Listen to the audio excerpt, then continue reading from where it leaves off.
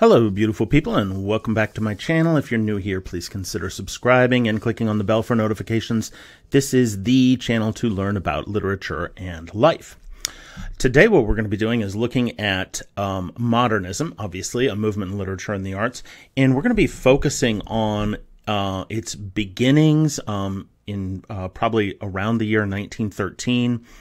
And we're doing this especially for this brand new class of the semester, English 210, starting right now in January 2025. And I'm also going to put this up on YouTube for anyone who's interested to look at it. And within the class, my current students, you're going to be looking at this for the second week of school. And this is going to help us as we enter into reading T.S. Eliot's poem, The Love Song of J. Alfred Prufrock, and then struggling and reading all of his longer and famous poem, The Wasteland.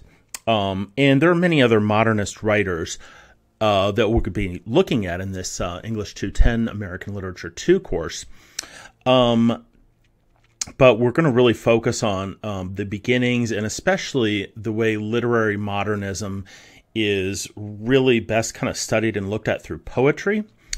So let's go in with, so we've got this definition here, a movement in literature and the arts dating from 1913 to 1945, concerned with the exploration of psychological states of mind, alienation, and social rupture, kind of a fancy and beautiful definition.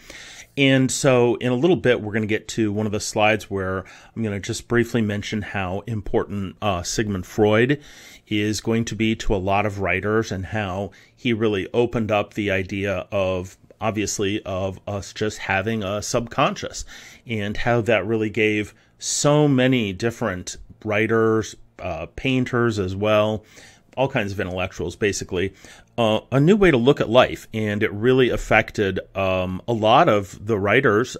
He was probably the most important intellectual figure in the first couple decades of the 1900s. So, good. And then the alienation and social rupture, especially that comes from the aftermath of World War I, which World War I took place from 1914 to 1918. So, but why am I going to use this specific date of the year 1913 to say that that is when literary modernism begins? Well, there are three different reasons, and we'll go through them, fairly quickly. But all of these things took place in the year 1913. And so we could give it, there are different ideas for when literary modernism begins. Some people could say as early as 1910 with the group of very important British writers living in London, centered around Virginia Woolf. The Bloomsbury Group, so some of those people, that was all taking place before 1913, but really the year 1913 is really pretty important. There are three things here on the screen. So the publication of Ezra Pound and Flint in Poetry Magazine. So they came up with these specific ideas about the direction of modern poetry, and Pound came up with this idea of calling it imagism and saying that people were imagist poets and sort of labeling them, and we'll be talking about Pound in just a few more moments. So that happens in 1913. Also, another important thing is a modern painting exhibition in New York City, literally in downtown Manhattan, called the Armory Show. Why was it called that? Well, because it took place literally in a great big U.S. armory. This building is still there. I think it was just completed a few years before 1913. And it's in Manhattan. And it's literally just this huge building in Manhattan. It's still there today. You could look it up on Google Maps pretty easy. And but in 1913, there were these European painters. And somebody organized an exhibition of just a truckload of very important artists and painters from Europe, and it went to New York City first. It also went in that same year to be exhibited in Boston and Chicago.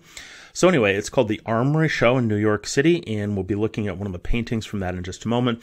And then one other thing which was important also in the year 1913 is the performance of the Russian Ballet Russe ballet called The Rite of Spring in Paris, which also took place in 1913, and was so shocking to the audience that it caused a minor riot because the music, which was by Igor Stravinsky, was very much modernist classical music, which means that it was atonal and it was jarring to them and it was odd. The actual choreography was by a star Russian ballet performer, and it was also very unusual. And so everything about this ballet performance in Paris called The Rite of Spring, that took place in 1913. So that's kind of why it's a good idea to think about that being the year that that modernism, especially in literature, is really going to start then. And then we could think, well, the World War I starts the very next year. And then World War I, it has this powerful effect on modernism as well. It's almost like it kind of turbocharges it so that afterwards, when the war is over, American artists, even though many of them maybe weren't affected by World War I, but American artists, and it was a world war, so it affected everyone in some ways. So, okay, great. But let's move along here, and we're going to start talking just for a moment about painting and about this Armory show in New York City. So, first of all, let's look at this, which was not, I don't believe, in the Armory show, because this is a painting by Picasso from 1907, and this is an example of Cubism. You've probably seen this, hopefully. Again, this is a 1907 painting by Picasso, and it's very clear. It's one of the most well-known examples of Cubism. So Cubism is definitely a form of modernism. And the easiest way to think about this is that the painters, in some ways, were maybe a little bit more ahead of the times than some of the writers. So this painting by Picasso, which was from 1907, it's Cubist, and it's we can almost see there some of the radical things which are also going to then come into influencing people, writers, important American and British writers, like T.S. Eliot, like Ezra Pound, like James Joyce, like Virginia Woolf. Good. So again, 1907 Pablo Picasso, and if you don't know anything at all about Cubism, just why is this an important painting? Well, what Picasso was doing, these are, by the way, prostitutes. This is Picasso's depiction of prostitutes in a brothel. And the reason it looks so weird and unusual is because in Cubism, what Picasso and many other people were trying to do is take figures and show them from all perspectives. So you see the woman in the lower right, and her face is very unusual. It looks like we can see her backside, obviously, and she's sitting with her back toward us, but then also we're seeing her face. And so the idea is that we are able to see people in Cubism. We're able to see multiple perspectives at one point in time. So that's the idea behind it. Good. Now we're going to look at a painting that is also very Cubist. And now this was actually exhibited in that important exhibition in New York City in 1913 called the Armory Show. This is called Nude Descending a Staircase. It's by also a famous modernist painter. This is an example of Cubism. This is Marcel Duchamp's painting, Nude Descending a Staircase.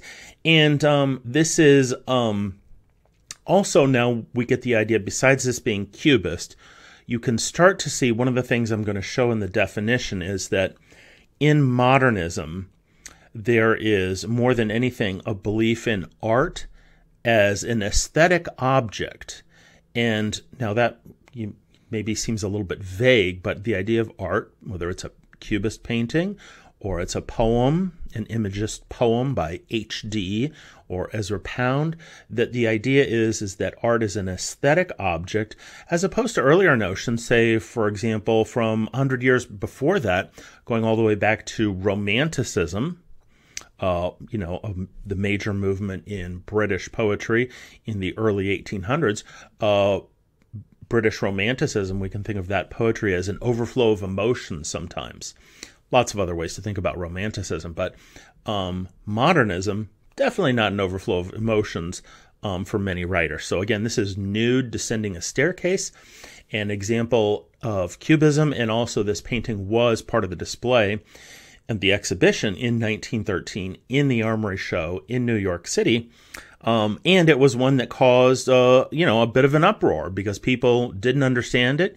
Your average Joe Schmo that thought, oh, I'm going to go to an, art exhibit in New York City in this this really large space that is literally a U.S. an armory.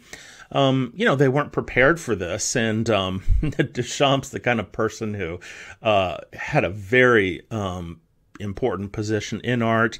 And so it's relatively easy to look back at this now and see how people were not only confused, but kind of shocked and annoyed in some ways. This is not art, people would think.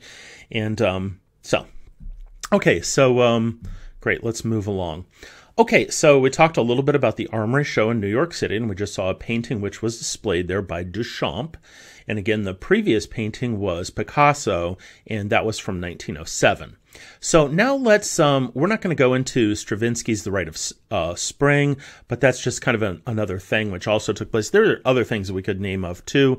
1913 was also the first publication of À la recherche du temps perdu,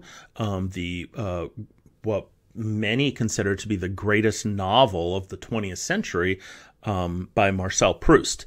He published it over the course of 1913 until I think he died in 1922, but that was the first year that he started publishing things. So there are other things that take place in 1913. All right, but now let's go ahead and take a look at some writing by Ezra Pound and talk a little bit about him because he's just going to be so incredibly important. So we're looking here at the entry for Ezra Pound in the Norton Anthology of American Literature, our textbook. And as I'm going to kind of point out a couple of things which are important here. For decades, this is the very beginning of this. I'm not going to read the whole thing. I'm just going to point out a couple things and emphasize what the editors of the Norton Anthology have said.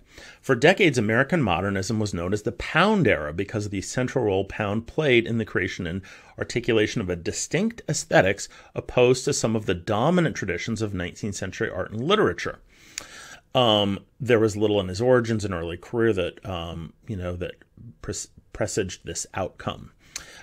He's an American. He was born in Idaho. And let's kind of skip down here a little bit and look at some of the things. Here we go.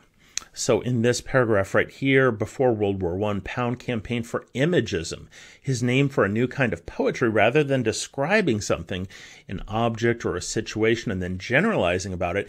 Imagist poets attempted to present the object directly. So we could consider imagism a subset, an early subset, or even a forerunner of literary modernism. And really, Imagist poetry was, so Pound is definitely the person who was promoting this idea. And he, although he's an American, he, once he got to Europe, I think around 1908, maybe, he stayed there for most of the rest of his life until, things went very poorly for him because of his own choices. So we'll talk about that in a second. But, anyway, and he really liked to borrow freely kind of like, French words and French ideas, and there's really no reason to call this. He liked to label himself early on and other poets imagistes and use the French spelling and the pronunciation for an Imagist poet, partly because he was just so conceited and arrogant, but there's probably nothing wrong with a little bit of arrogance if you're going to be starting a new poetry movement.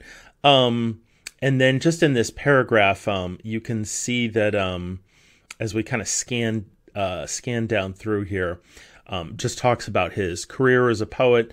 Let's go ahead and And you can see here it says that he left England for good in 1920. He settled in a small Italian town.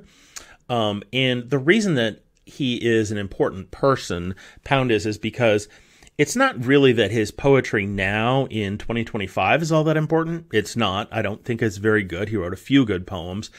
But at that time, in the first 2 decades of the 1900s, there was no one who was a greater networker for poets and writers, especially American poets and writers, than Ezra Pound. He would work tirelessly to get people that he liked published, and he would send work in for them to magazines. He would tell the magazines to publish them. He was so arrogant and confident that people just kind of were taken aback by him, and they just acquiesced to his ideas. And so you can see here at the top, let's just talk for a moment about the disturbing things that he went through later in life. So we can see right here, during World War II, now this is World War II where my cursor's at. During World War II, he voluntarily served the Italian government by making numerous radio broadcasts in which he vilified Jews, President FDR, and American society in general. So he was anti-Semitic. He became anti-American. This is all during World War II. So again, this is the early 1940s. And then as you can see, it's really the strangest. Talking briefly about Ezra Pound's biography is probably one of the strangest biographies in all of American literature, and really one of the strangest biographies of writers anywhere in the world in the last couple hundred years. He's, he's born in Idaho. He's an American. He lives in Paris. He lives in London. He ends up in Italy. There's nobody that's more important in helping to publish American writers in the first 2 decades of the 1900s. And then he gets obsessed with economic theories. And he, becomes anti-Semitic. He becomes anti-American. And so he sides with fascist Italy in World War II. And then as you can see here, halfway down the page, when the U.S. Army occupied Italy, Pound was arrested, held for weeks in an open-air cage at a prison camp, and then finally he was brought back to the United States to be tried for treason. So again, this is 1945. The U.S. Army, obviously the U.S. Army is on the winning side of World War II, and so they capture Pound, who's, although he's an American, he's an Italian fascist in ideology at this point, and he's been making all these anti-American radio broadcasts. So the U.S. Army captures him, puts him in a cage. They don't know what to do. So they take him back to America, and then as it says right here, Ezra Pound was deemed insane and mentally unfit to be tried. And so he was held as a patient and a prisoner in St. Elizabeth's Hospital for the Criminally Insane in Washington, D.C. for a 12-year period.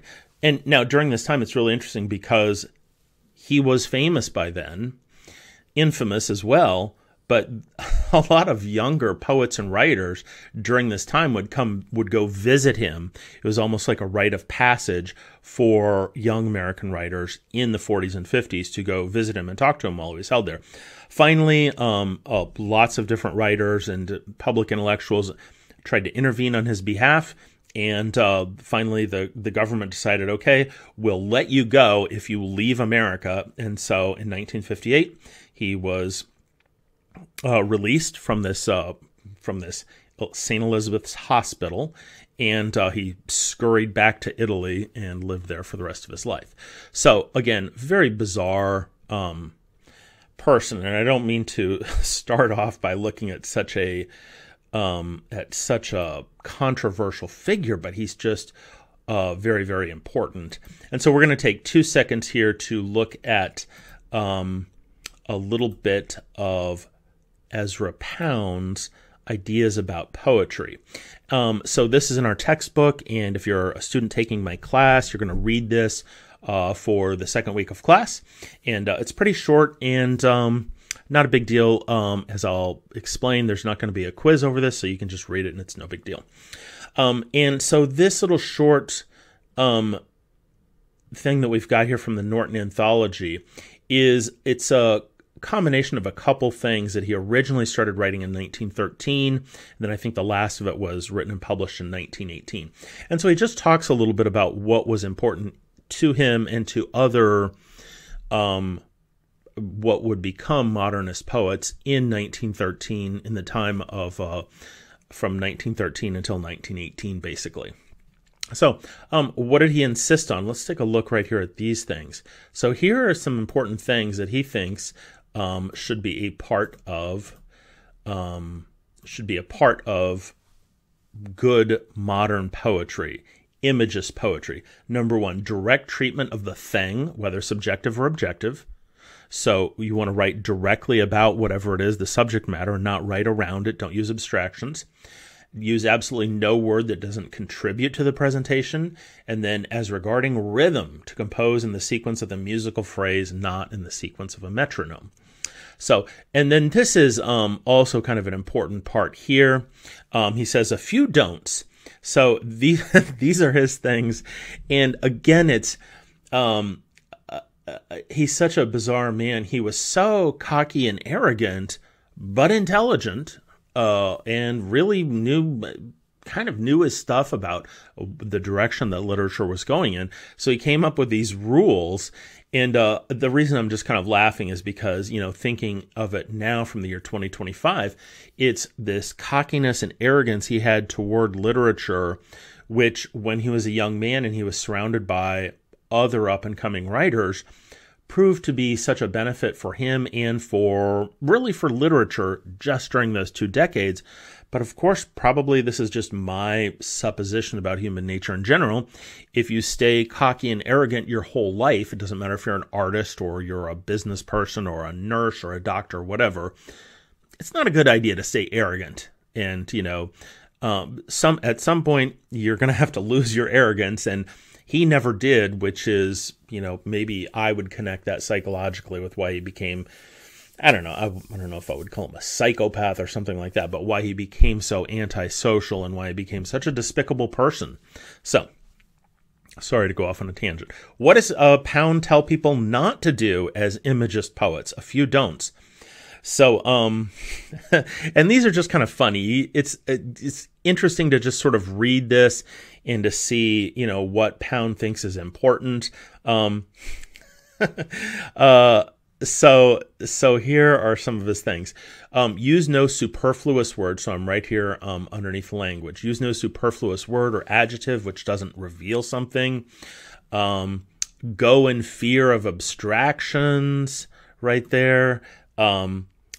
And he's basically telling all kinds of things about what he believes, why imagism is important. And the idea just basically being that you're going to focus on concrete images rather than on abstract, sentimental poetry from the 1800s, whether it was British or American. And so these ideas were really avant-garde. They were revolutionary in some ways.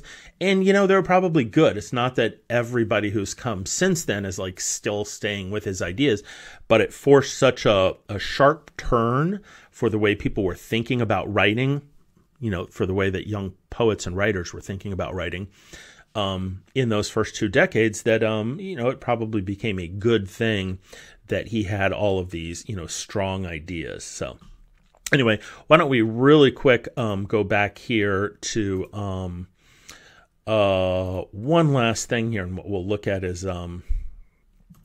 one of his famous, this is an imagist poem, and it's just really short. It's called In a Station of the Metro.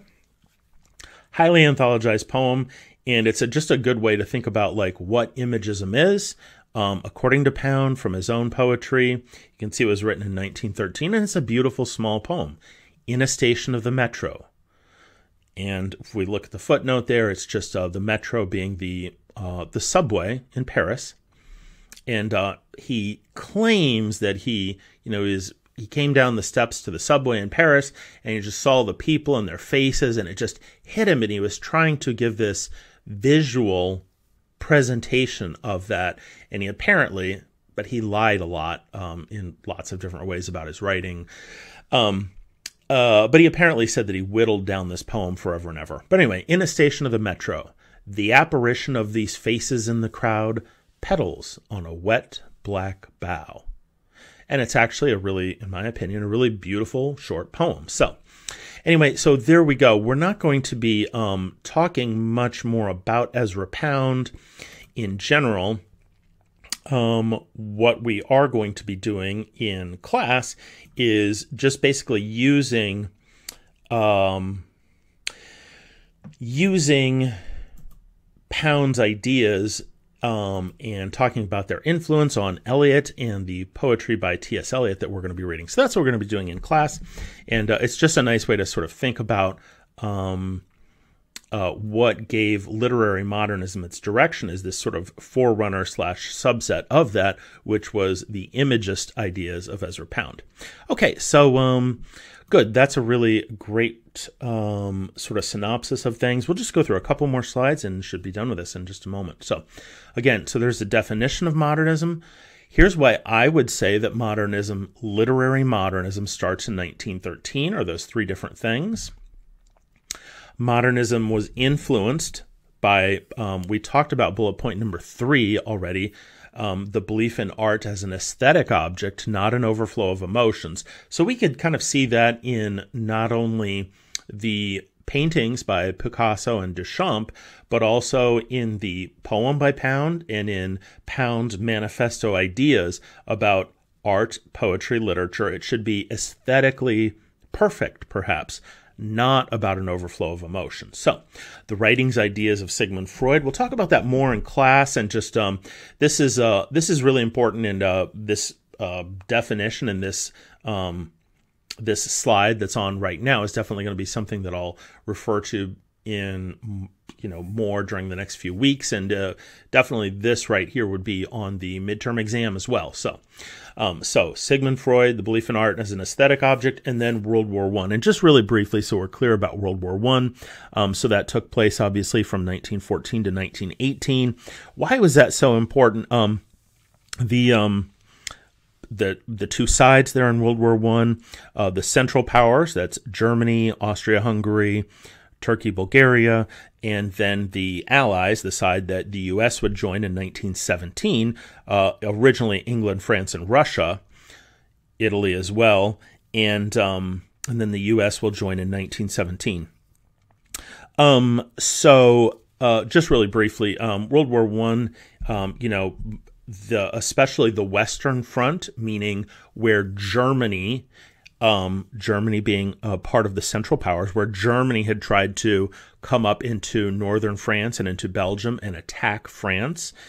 And then for 4 years, there was this long, painful, bloody, millions of deaths from the trench warfare. World War I, the trench warfare also saw flamethrowers used, poisonous gas being used for the first time. Machine guns had been around in a slower, less functional form for decades. I think even a type of machine gun was used way back in the American Civil War. But machine guns were used in trench warfare in World War I to a harrowing extent. So all of those things about World War I, especially the trench warfare, really, it just had this sort of this horrible effect on everyone in Europe. So anyway, so all of those things influenced modernism. Just really briefly, we'll be talking about this later on in the semester, but just to kind of distinguish things. So lost generation. So we sometimes hear this used in conjunction with modernism. And so here's my definition of what is the lost generation. Well, it was a term, lost generation. It was a term used to describe the people of men and women who came to maturity between World War I and the Depression of the 30s. Now, the reason this phrase even came about is because Gertrude Stein, this American writer, also very, very, very important. Gertrude Stein, this important American writer, casually used this term in a conversation with Ernest Hemingway, about him and some of his other people, and she just said, "You're all a lost generation." And it kind of struck him as an important thing. And then he used it. I think it's one of the, yes, I'm sure it's one of the two epigraphs in Hemingway's important modernist novel, The Sun Also Rises. So we can kind of think of The Lost Generation. And so The Sun Also Rises by Hemingway, published in 1926, that's definitely a work of modernism. And it's also, it enters into this, let's look at this, into Jazz Age. So what's the Jazz Age? The term for the carefreeness evoked by jazz in the American economic boom, which seemed to express unconventionality, gaiety, and dissipation. And I want to not make this too long, so I'm going to try to finish up in just a little bit. But so the Jazz Age, most people just know, okay, so that's the 1920s. Well, why was that? Why was it a, quote, carefree time? Well, there was an American, as it says there was an American economic boom.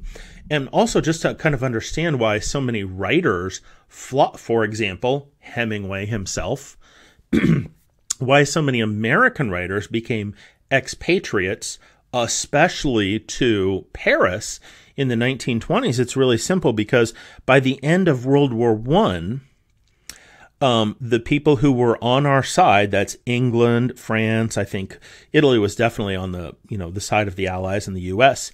But by the end of World War I, the European allies owed the United States of America over $8 billion. Now that's in 1919 money, $8 billion. So it's a huge amount. England and France kind of thought that we would just forgive the loan, and we did not. And so there was just money pouring in, especially from England to America, and it made the American economy it was a very good period economically in the 1920s, of course, until the stock market crashed. But that's why, just so we're clear, that's why people like Hemingway and others wanted to go to live in Paris in the 1920s. World War I is over. World War I ends in 1918. And then in the 1920s, until the stock market crash, an American dollar is worth so much more over in Paris. So Paris is not an expensive place to live. It's the opposite. It would be like today if somebody, an American, decided to live in, Eastern Europe or someplace in South America where the American dollar stretches farther. So anyway, so we'll be talking more about the Jazz Age and the Lost Generation later on in the semester, read a smidge of The Great Gatsby. And then just as we close in this, this is, so as it says there, it's the first edition of the literary journal, The Criterion, from October 1922. And as you can see about halfway down the page, there is The Wasteland, the poem by T.S. Eliot. And just to be speaking of arrogance and cockiness in American writers, The Wasteland is considered by some people to be the most important poem of the 20th century. Who knows if that's true? That's such a big label. I'm not going to try to argue that it is necessarily, but it's an important poem, and it was thought of that way for decades. So we're going to be reading all of The Wasteland in the next few weeks, and Eliot published it in a journal that he was the principal editor of. He also then immediately published it in two different book forms as well. So, alrighty, and then the last thing that we'll just really quickly do is, as we start to, we're going to be thinking about The Wasteland and moving into it, not next week, but the week after that. A couple of things which really influenced the composition of, again, this poem by T.S. Eliot called The Wasteland, which Ezra Pound was heavily involved in editing the poem, and that was part of the reason I wanted to look at him today. But The Wasteland was influenced by these two books here at the top, James Fraser's The Golden Bough, Chesty Weston's From Ritual to Romance. And since I'm planning on putting this video up on YouTube, I'm not going to talk about Weston or about Eliot's personal life and spiritual crisis, because that would be for another video in which, I wanted to talk more about The Wasteland in and of itself. But just super quickly, we'll look at one last thing here before I end this. And so one of the other things which we could say is also an influence on literary modernism is a book by James Fraser called The Golden Bough. And as it says here, it's a work of early comparative religion and anthropology. And this book was very well known. Eliot loved it. Lots of other writers loved it. It's not held in high regard now because it's not at all academic or really even logical or scientific in the way that we would expect something from anthropology or sociology to be in the 21st century. But it's very interesting, and basically, as it says there at the bottom, especially important for this guy who wrote it, was the notion that Christianity came from ancient fertility myths of a dying and rising deity, such as Osiris in ancient Egypt. So we'll be talking about this more in a couple of weeks when we get into the wasteland. But I just wanted to point out that this book, The Golden Bough, is also kind of fairly important book that affected a lot of modernist writers, not just T.S. Eliot. So that's a good way to sort of round this out. So, great. And then the last thing I want to do is just kind of go back here one last time and take a quick look at the overall definition as I end this. So, literary modernism, of movement in literature and the arts, beginning with 1913, and I put down 1945 there, but it really kind of, in some ways, kind of fizzles out, or you could say that people go and take it in different directions. And, there might be a book by, for example, Hemingway, The Sun Also Rises, published in 1926. It's definitely a work of modernism. But, you go forward, 10 or 15 years later in something by Hemingway like To Have and Have Not, or For Whom the Bell Tolls, or something like that. Those things aren't necessarily, quote, modernist novels. So it's not that modernism ends at a specific time particularly, but it's supplanted by other movements in American literature and in British literature as well. So great. So there we go. That's why I said that it took place in 1913. And there we just have the last reminders of some of the Cubist works. And good. So I'm going to go ahead and close this out now. And just wanted to say to my new students, looking forward to this semester with you. And if I decide to put this on YouTube, which I probably will, then just to anybody else, thank you so much for stopping by my channel. Please consider liking, sharing, and subscribing for more videos on literature and life.